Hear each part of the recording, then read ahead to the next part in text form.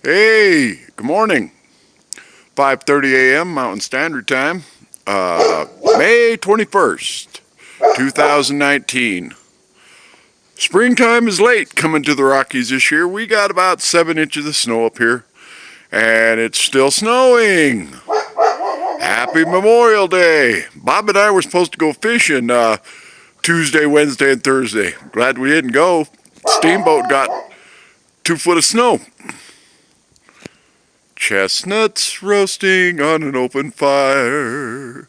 Lilacs buried in the snow. Or lilacs? Or daffodils buried in the snow. Memorial Day songs being sung by a fire. And I got frostbite on my toes. Everybody knows it should be 75 degrees. But not in Colorado this spring.